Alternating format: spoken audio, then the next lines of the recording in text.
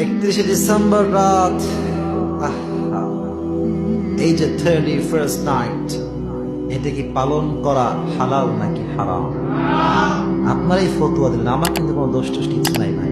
আপনার এই ফতোয়া দিলেন হারাম, কিন্তু আমি এখান থেকে বলছি আপনার ছেলে রাতের বেলা এটা পালন করবে। কথা কোন ঠিক কিনা?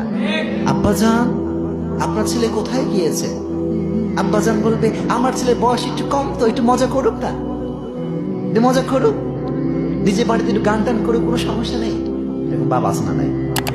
জয় কোন আছে না নাই? 31 ডিসেম্বর, এই সমস্ত 31st নাইট, একটা কথা অলওয়েজ রিমাইন্ড ইউরসেলফ, এটা কখনো মুসলমানদের সংস্কৃতি হতে পারে না। এত মরা কম, জোরে কোন ঠিক কিনা? এটা মুসলমানদের সংস্কৃতি নয়, এটা ইউরোপিয়ান খ্রিস্টানদের সংস্কৃতি। চিল্লায় কোন ঠিক কিনা? এটা মুসলমানদের সংস্কৃতি নয়। মুসলমান ঘরের সন্তান, মুসলমান ঘরের বাচ্চা কোনোদিন ইহুদি খ্রিস্টানদের কোন কালচারকে ফলো করতে পারবে? এটাই সত্য, এটাই সত্য কথা।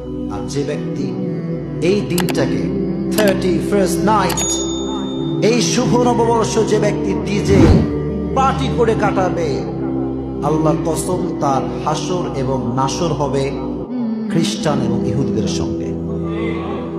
মান তাশাব্বাহা বিকওমিন ফালাইসা মিন্না।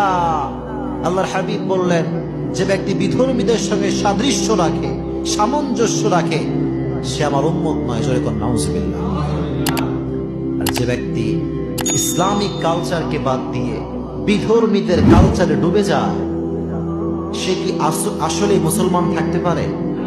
আসলে থাকতে পারে? নাম মে মুসলমান, লেকিন কাম মে নেই। আপনাকে নামেও মুসলমান হতে হবে, কাজেও মুসলমান হওয়ার দরকার আছে না নাই?